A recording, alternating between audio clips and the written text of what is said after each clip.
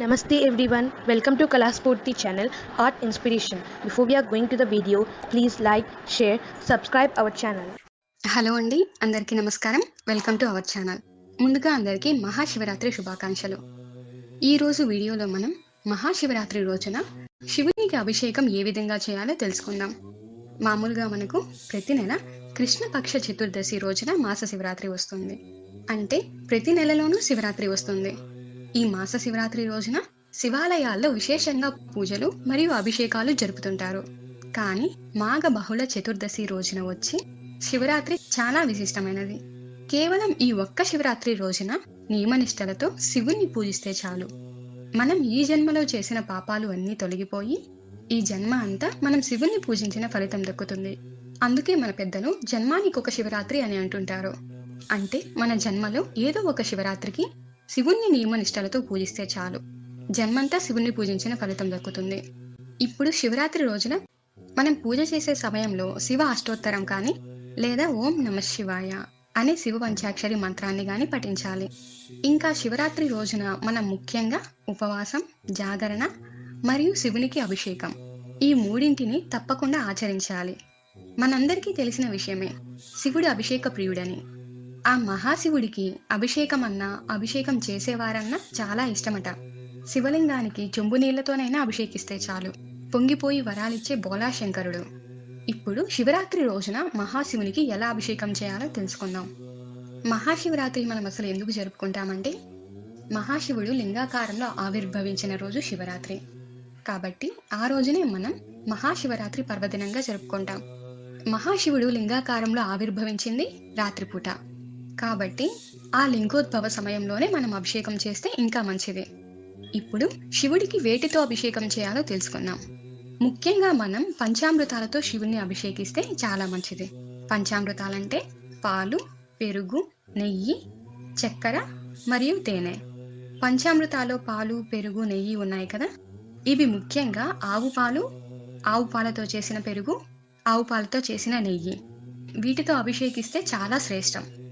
ఇప్పుడు శివుణ్ణి ఏ ఏ ద్రవ్యాలతో అభిషేకిస్తే ఎలాంటి ఫలితం దక్కుతుందో తెలుసుకుందాం. ముందుగా శివుణ్ణి నీటితో అభిషేకిస్తే మనం నష్టపోయినవన్నీ తిరిగి లభిస్తాయి. ఆవు పాలతో అభిషేకం చేస్తే సర్వ సౌఖ్యాలు, అలానే సంపద మరియు కీర్తి లభిస్తాయి. ఇంకా ఆవు పాలతో చేసిన పెరుగుతో అభిషేకిస్తే ఆరోగ్యం, యశస్సు, ఆయుర్వృద్ధి కలుగుతాయి. ఇంకా ఆవు పాలతో చేసిన నెయ్యితో అభిషేకిస్తే ఐశ్వర్య ప్రాప్తి, ఆయుర్వృద్ధి కలుగుతుంది. ఇంకా చక్కెరతో అభిషేకం చేయడం వలన మనకున్న దుఃఖాలన్నీ తొలగిపోయి సుఖాలు చేకూరుతాయి. తర్వాత తేనెతో అభిషేకం చేయడం వలన తేజోవృద్ధి లభిస్తుంది.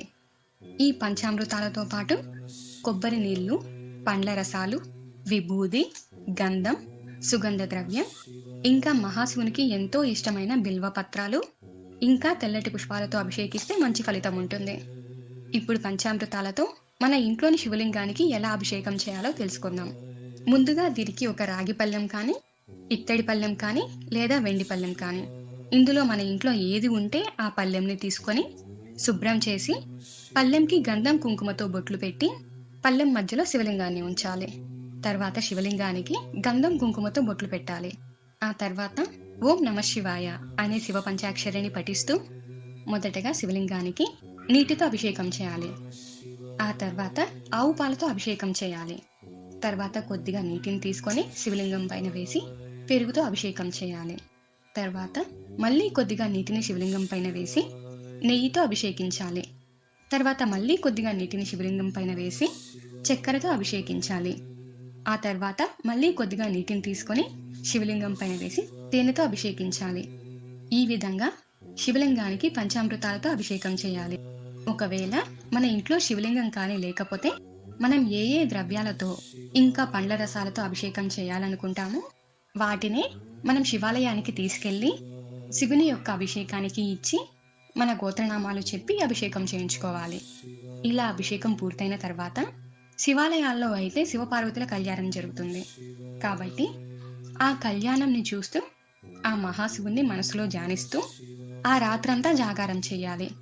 ఈ శివరాత్రి వ్రతాన్ని ఎలా ముగించాలంటే శివరాత్రి మరుసటి రోజు ఒక సద్బ్రాహ్మణుడికి భోజనం పెట్టి మనం పూజించాలి. ఒకవేళ భోజనం చేసి పెట్టలేని స్థితిలో స్వయం పాకం దానంగా ఇవ్వాలి.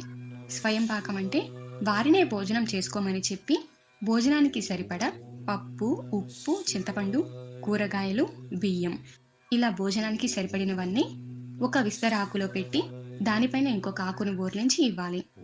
తర్వాత మనం భోజనం చేసి శివరాత్రి యొక్క వ్రతాన్ని పూర్తి చేయాలి. ఎవరైతే ఇలా ఆ మహాశివునికి నియమనిష్టలతో ఉపవాసం, జాగరణ, అభిషేకం చేసి శివరాత్రి వ్రతాన్ని చేస్తారో వారికి ఈ జన్మలో చేసిన పాపాలు అన్నీ తొలగిపోయి ఈ జన్మ అంతా శివునికి పూజ చేసిన ఫలితం లభిస్తుంది. అంతేనండి. మరో వీడియోతో మీ ముందుంటాను. అంతవరకు సెలవు. నమస్కారం.